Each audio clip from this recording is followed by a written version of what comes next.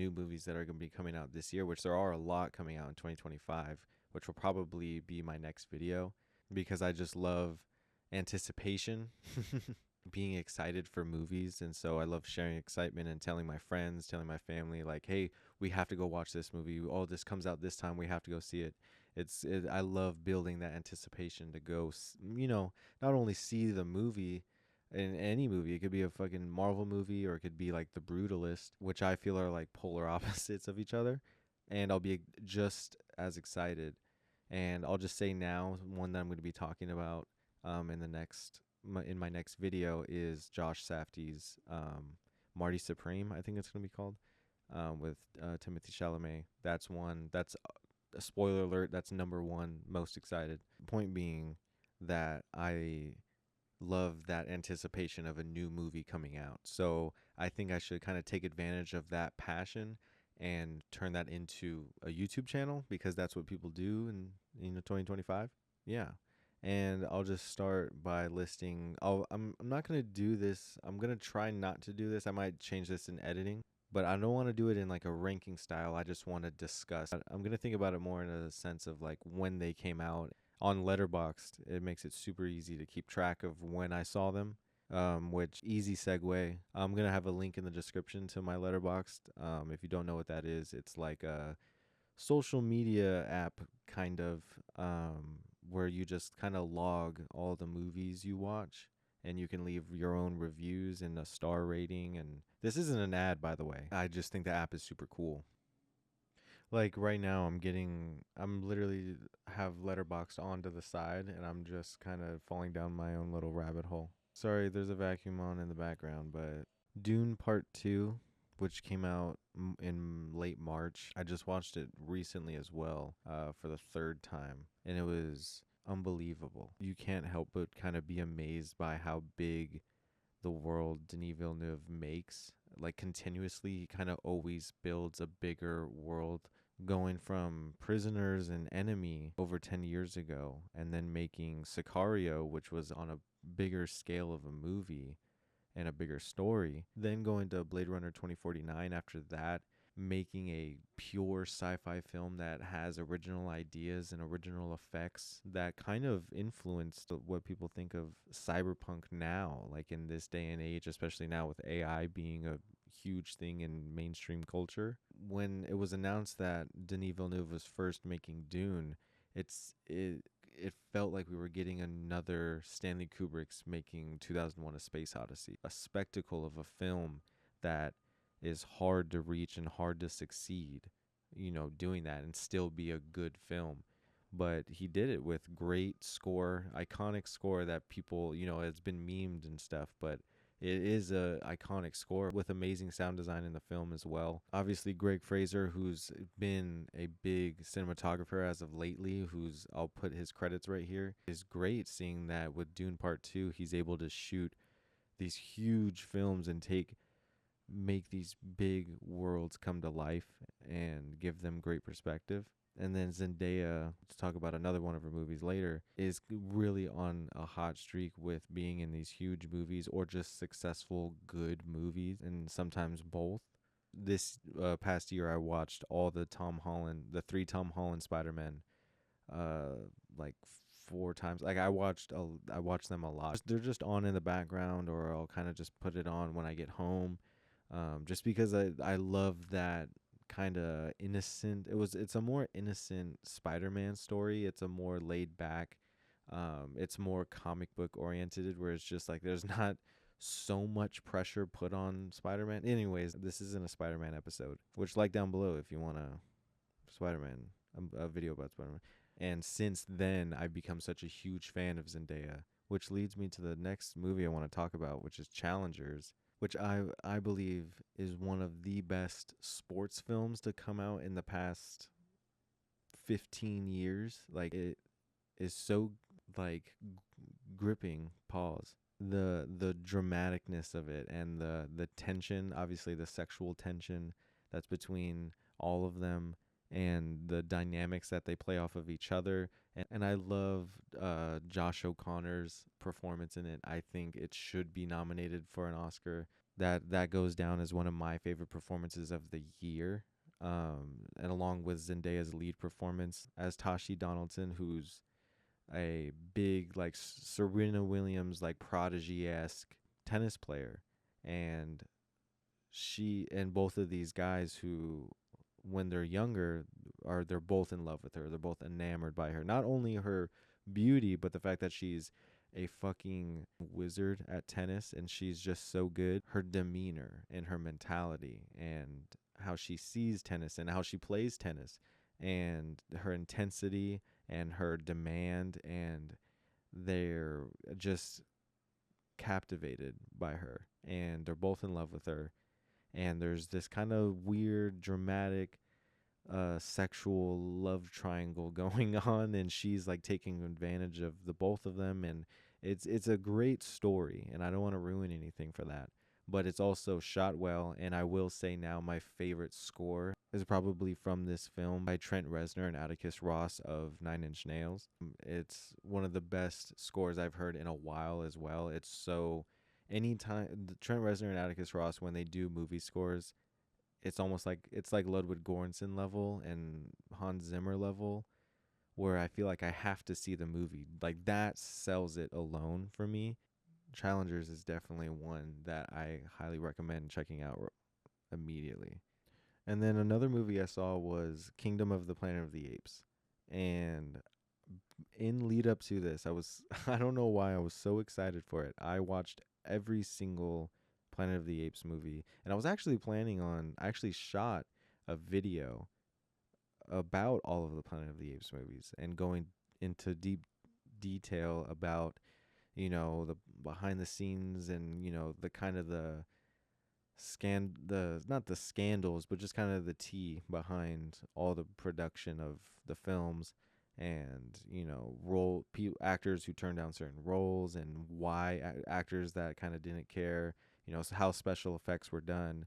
And let me know in the comments if you guys want something like that, to go for me to absolutely just kind of like nerd out, um, because I don't want to do that and like no one gives a fuck. But yeah, I watched all of them, and then when I was watching Kingdom of the Planet of the Apes, I'm just like, nothing really happened in the film, because in all the other Planet of the Apes movies, there's a lot of arcs going up and down and twists and turns, and things are actually happening. And I think the best one is probably Escape the Planet of the Apes. Is probably the top three. My number one is definitely Conquest of the Planet of the Apes. It's one of the few films that I believe truly captures that Orwellian, dystopian, fascist police state like vibe in films, and this is like how I see it. Like if I were to make a film, this is how I would want to like express that, atmosphere. And I believe they shot it at the Berkeley or UCLA. I'm gonna put a picture of the campus and the set, and because of the architecture, it's a very like brutalist designed college. But yeah, with Kingdom of the Planet of the Apes, you kind of got none of that. And I also watched Wes Ball, his trilogy, the Maze Runner trilogy.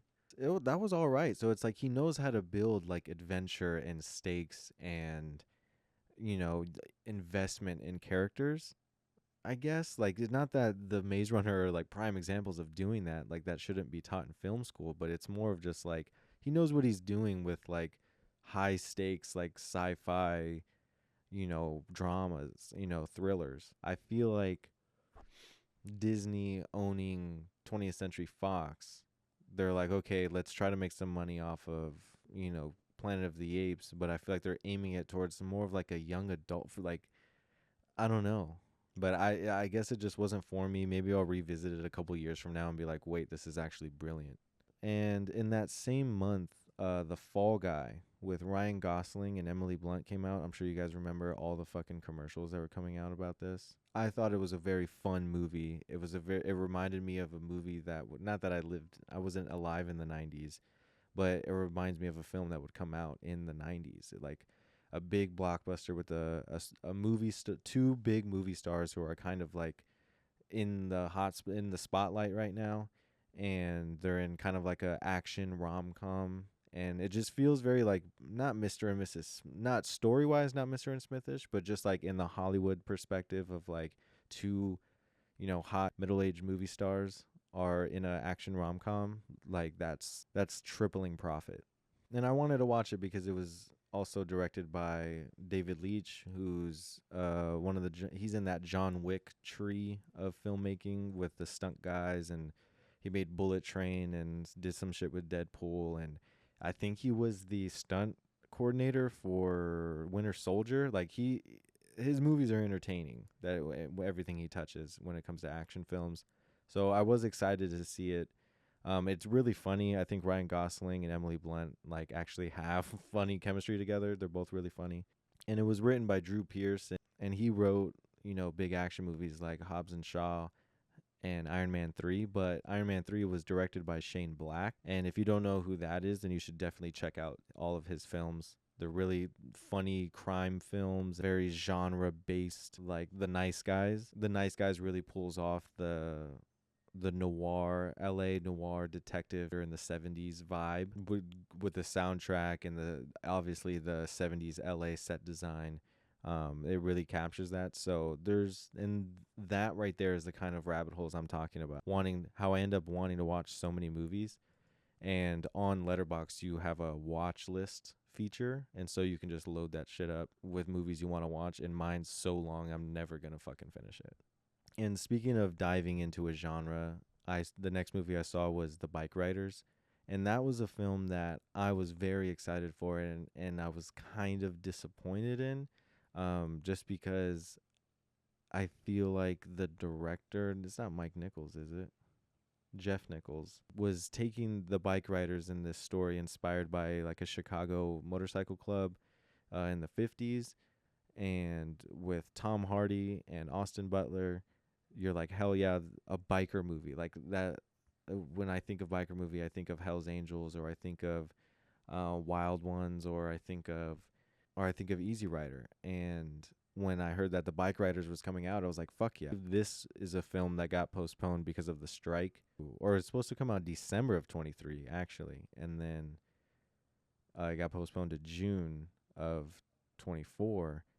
So I was waiting, and the teaser came out in the summer of 2023. But this is a film that I don't want to say I was disappointed in this film, but just that the film tried to take on this Goodfellas type role of making it this crime epic where the movie's not really about anything. Like Goodfellas doesn't have one story.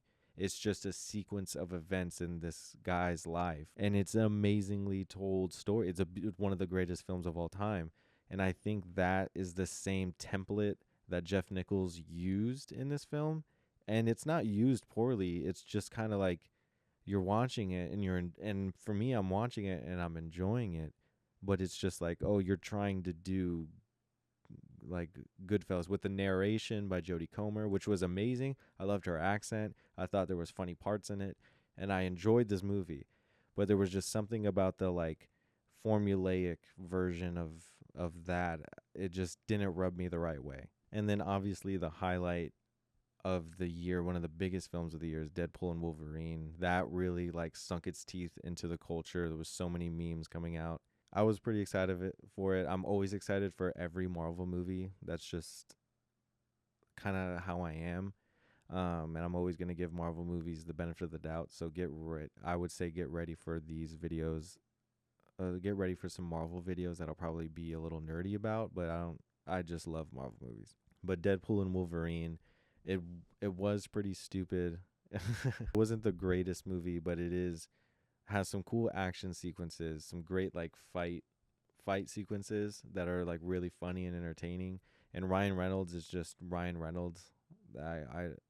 It's just kind of like if you haven't seen Deadpool and Wolverine and you don't think you're gonna like it, you probably won't like it, because it's funny. It's like the rest of the Deadpool movies where you watch it once and it is funny, but it's not like you want to go watch it again. It was just like, it's like a fucking Instagram reel. You're just like, oh, huh, like funny, and then all right, next one. There's no substance to Deadpool and Wolverine, but it's like no one said there was. You know what I mean? So that's really all I really want to say about Deadpool and Wolverine. Next movie is I want to talk about is Longlegs, which I feel like should have gotten way more hype and gotten into way more people's, algorithms. I think it was distributed by Neon and was written directed by Osgood Perkins, which he's coming out with The Monkey in February, I think. I heard that the trailer for The Monkey is going to be fucking nuts. So, yeah, I don't know what to expect from The Monkey, but Longlegs is his detective FBI serial killer investigation. Its marketing ploy was saying that's like the next Silence of the Lambs meets Seven plus Satan, and it's cool. It's a fucking amazing atmosphere that it creates. It is scary. It doesn't use a lot of jump scares, but it is fucking creepy. You feel the energy of Longlegs, played by Nicolas Cage, who gives the fucking wildest performance of all time, and it's very entertaining when he's doing his thing. It's very hardcore. It's very violent and eerie and weird and fucked up, and it's everything you kind of want from a scary movie. Like if you're gonna watch a movie and you want to get scared, and you kind of you have to be in the mood for it. So I feel like this around Halloween time is gonna be fucking nuts. And Micah Monroe leading this movie, I feel like, is one of the best performers. I think she's up there with Zendaya as far as my favorite performances of the year.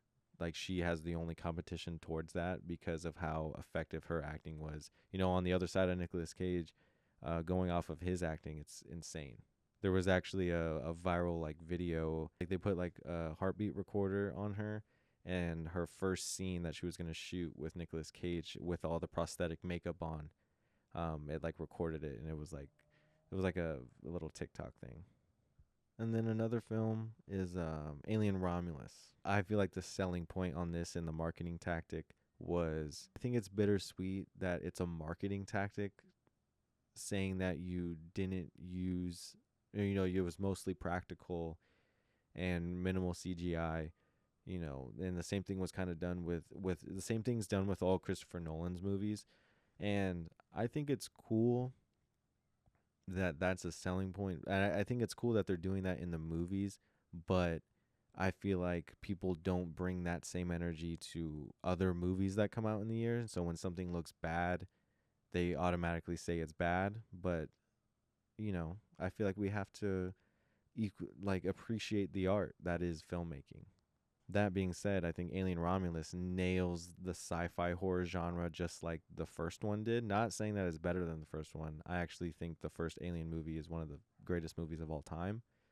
It's definitely a movie that changed the horror genre into what it is now, and it changed like the way it was the first time you saw sci-fi being like dark and and gooey and Alien in 1978 or 79, 78 or 79 came out, and it was the first movie where like the people that were in space weren't like scientists or like pilots or jet fighters or whatever. They're they're like contract workers, and they're like electricians and like plumbers and shit, and they're just like regular Joes kind of thing. And they're out in space, and space is like dirty and sloppy, and like there's sparks going on the ship and things like that. It's kind of like Star Wars from 77. What Star Wars did was it made space old, and it made it like there's dirt on everything, and the clothes, the costumes were all like earth tones. But with Alien, that changed sci-fi into a more darker thing, how there can be a more sci-fi, there can be a horror to sci-fi. Like the main line was, in space no one can hear you scream. I feel like Alien Romulus captured that again and kind of caught lightning in a bottle, and was able to produce something that was very entertaining, that also got action elements from the sequel Aliens by James Cameron that were very entertaining. And James Cameron is someone who obviously gets, action beats and sequences. Alien Romulus is a perfectly blended version of that kind of keeps you hooked and keeps you, wanting more from it. And kind of hope they do another Alien movie, because the Alien series is something I'm always going to be, you know, attracted towards. And especially with Ridley Scott doing what he did with the Prometheus film and Alien Covenant, it's really exciting. And then for some reason, I was really excited for this film, but I watched The Crow and I didn't even finish it. But I just thought I would want to mention it on video. Like, what the fuck was that?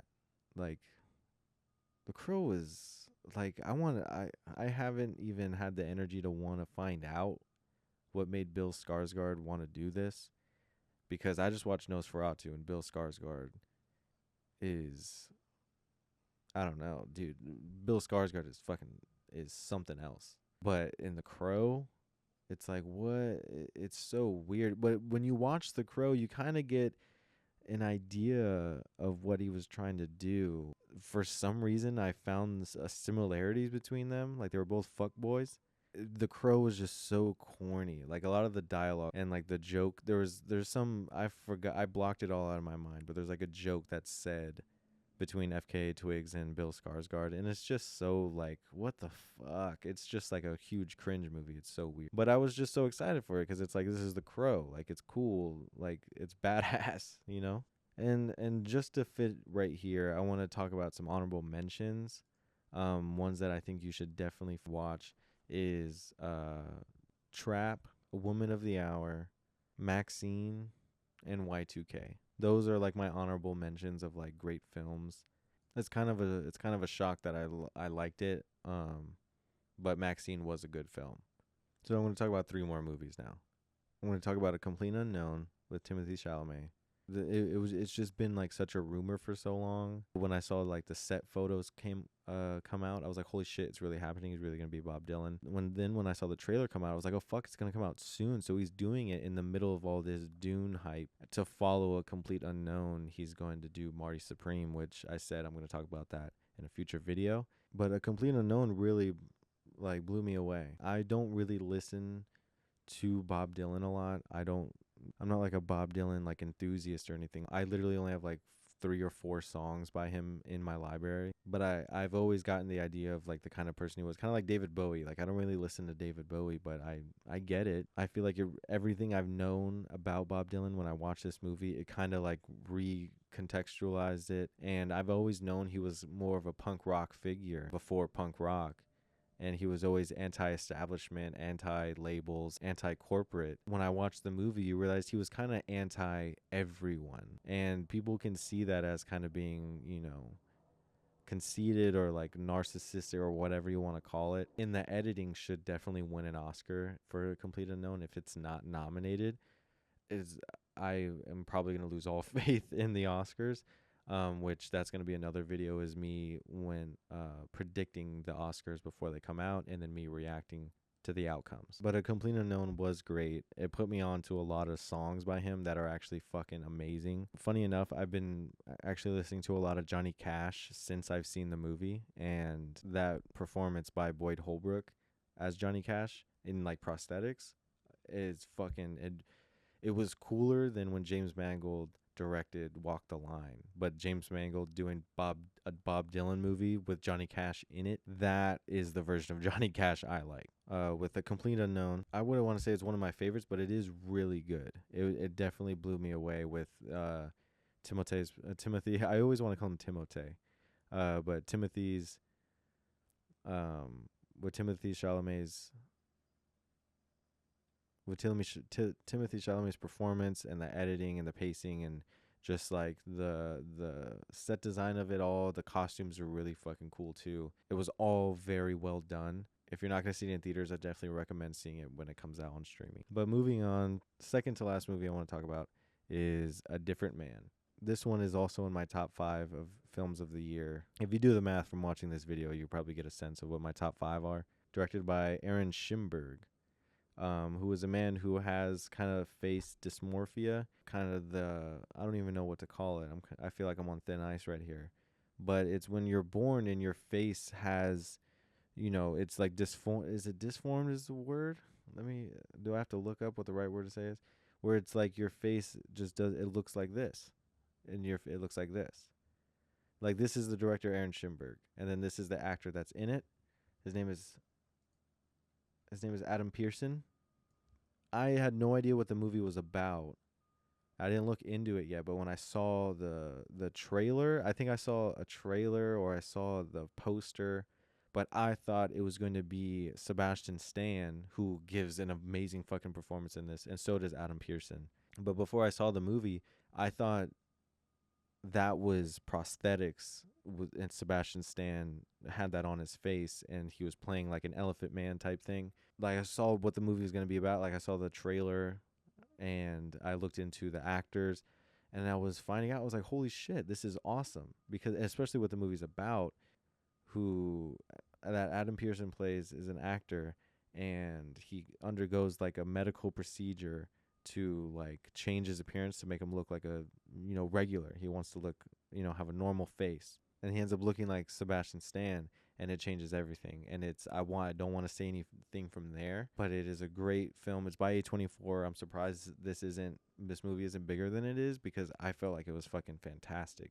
There's a scene where Adam Pearson is crying and it is the best fucking acting I've ever seen, dude. It is so good. But as far as, acting performances, they're hand in hand in being some of the best performances of the year. I thought this movie was great. Definitely something that people should check out if they want to see something new or see something, different. Like you see comments all the time about people saying like, how come everything has to be Marvel or whatever?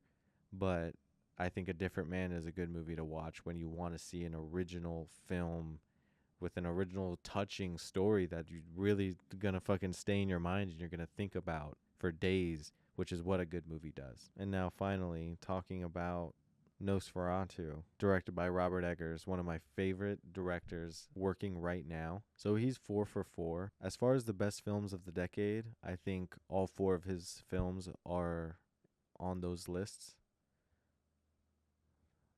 As far as the best films of this decade and the last, I think all 4 of his films are on both of those lists. And when I first saw The Witch, it was right before I saw The Lighthouse.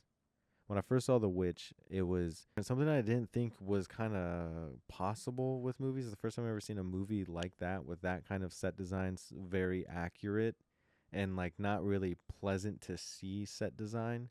But it was just shot so amazingly that atmosphere, that, small little crop of land that they had was beautiful and was an area that you wanted to be in and watch, this possession of a family, take over. And it was insane. Like it was such a simple movie, but such a great story that it made those smaller details much more rich. And then The Lighthouse, his next film, doubled down times a million on atmosphere, on location, shooting at a real lighthouse, and obviously with dialogue and performances.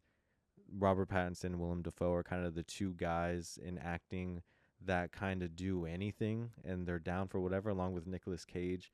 They're just kind of down for whatever script, whatever weird stuff. I think Willem Dafoe has really figured that out in acting, of like really being able to go for something that no one can ever do. No one can ever get there in that corner of that headspace. With The Northman, Robert Eggers definitely had a much bigger scale to work with, a bigger scope to work with, and shooting in these locations and like the Norwegian area in Ireland or in Russia and stuff like that. It's amazing the places he's able to find, and only to see these places in nature, these natural artifacts basically, and being able to shoot them with such precision, almost like his films, especially The Northman, feels like someone has a camera and is shooting real Vikings, doing mushrooms and doing like a pillaging. And then obviously after 3 of those films, hearing about Nosferatu actually beginning its production, it was very exciting because he, as you can tell throughout all the marketing, I feel like it's been a selling point that he has been doing this. Like he did the play, he was supposed to do this movie like 10 years ago, and then he did a play when he was in high school. So it's like he's been trying to do Nosferatu for so long, and Nosferatu is the reason why he does filmmaking in general. Um, Seeing him do this film is just amazing to see, because you see this full, complete vision, this untouched by producers or executives or anything like that. This is full creative control over this film, and seeing what he's able to do from that, from the costume design, which I loved. Nosferatu, I love Count Orlok's or Nosferatu's outfit in there. It was fucking great. I love them. I'm a fan of the mustache. I love the mustache. People are making fun of it. People don't like it. I love it. I don't see the big deal. I think it's sick. I think that's what a vampire from 1600s or 1800s Germany. I think that's what a vampire in Germany in the 1830s would look like. All of these films are shot by Jaron Blaschke. I think that's how you pronounce his name. He is one of the best working cinematographers right now. It is amazing. I think the editing in this film is amazing. It really keeps it going. It goes beat for beat. If you've seen the Nosferatu, the original Nosferatu, or Bram Stoker's Dracula, or any Dracula movie, you kind of get the beats and you get the stories and you understand who the character is. And it doesn't try to explain too much, but it kind of just the film kind of establishes its own rules, like kind of like a zombie movie. Like everyone knows how a zombie works, but in different zombie movies it kind of establishes like, oh, you have to shoot them in the head, so it's like, okay, that's how you kill the zombies. But in other ones, like, zombies are slow, and then in a different movie zombies are fast. Kind of establishes, you know, boundaries with the character of zombies. I think that's what Nosferatu does perfectly with Count Orlok. Establishes like the sunshine, the garlic, the silver, all of these, you know, all of the lore of vampires. Such fine detail within the dialogue as well, not just, you know, what you see. Then the thing that I love the most about this film, the reason why I want to keep on watching it again, I've seen it twice already. I want to go in theaters again to see it before they take it out. The architecture and the locations that they shot in, the castles that they were in. And I've heard this thing that the sound design inside the castle was actually sound effects and chopped up and remixed voice bites, like sound bites of Count Orlok, Bill Skarsgård as Count Orlok, and his voices and his echoes throughout the castle are him. And it really, and once you know that, you kind of think about it completely differently, and that's why I want to watch it again, is just to kind of feel that again and have it, you know, recontextualized. And with all that being said, those are my favorite films of 2024. Get ready for my next video. I'm really excited for that to be coming out.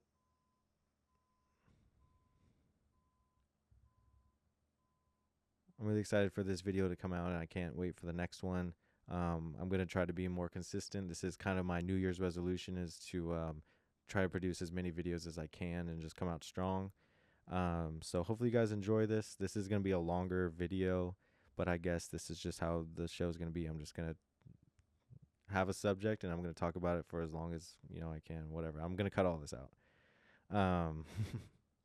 But yeah, all that being said,